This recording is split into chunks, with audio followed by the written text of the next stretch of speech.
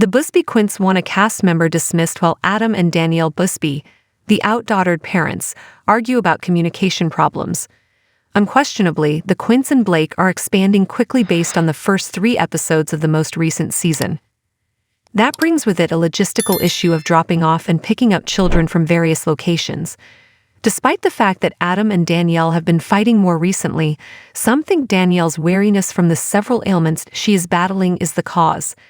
Similarly, some perceive a pattern that leads them to believe Danielle needs to get counseling for her outbursts at the family. However, Danielle's outbursts don't appear to bother Ava, Hazel, Olivia, Parker, and Riley of the Busby Quints. But they also have unintended consequences. They frequently act helpless when it comes to their obligations and seem to rule the house like banshees. Danielle's little sister Blake seems to be experiencing much of the same hardships as her mother.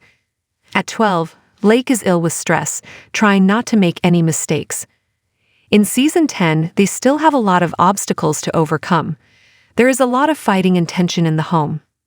However, the Quints are insisting that one individual be fired due to their behavior on the broadcast. Who should be fired? According to OutDaughtered Busby Quints. In the previous week's OutDaughtered episode, a number of people intervened to assist Adam and Danielle with their logistical challenges of dropping off and picking up children from various events. It was an enormous mess, especially with Adam and Danielle working. To rescue the youngsters from the overflowing responsibilities, they called in Aunt Kiki Mills and their good friend Debbie Trapp McCormack. However, the Quints were dissatisfied with their replacement caregiver. They were definitely abandoned at the bus stop. The vehicle broke down, the laundry spilled, and the timetables altered. Aunt Kiki leaves the Quints on one duty, even though she was at the house to help Adam and Danielle because they were at work. "How come you guys are here?" As the Quints enter the house, Kiki asks in shock. "You were supposed to pick us up at the bus stop," they clap back. Riley is candid in an interview, holding nothing back. "Kiki should be fired because she forgot us girls," the woman declares. Parker then adds, "And she also uses foul language." Aunt Kiki attempts to encourage the Busby Quints. There were a few more bumps in Aunt Kiki's road when she stepped in to assist in organizing the Busby Quints for a Grayson-B event. Riley is sent to get her sisters some clothes, but when she gets there, she discovers they aren't finished. "It just totally slipped my mind that I had to put the clothes from the washer into the dryer," Kiki acknowledges. The girls' refusal to put on their dresses after receiving them added to the mayhem. "I hate dresses," Hazel says. Rather than listen, she and Olivia carry on eating Oreos and drinking milk. The girls become confused when Kiki confuses Olivia and Ava, the twins. To be honest, Kiki finds it draining to fill in for Danielle even for a short while. "We had no time because it was such a busy day, and it was just, one thing after another," she remarks. "It's absurd."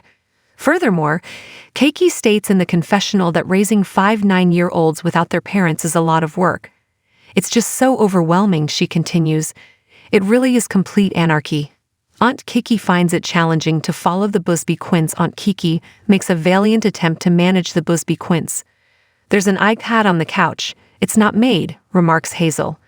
"The couch is fine, girl," Kiki answers, but she swiftly changes course and tells Ava to get off the iPad.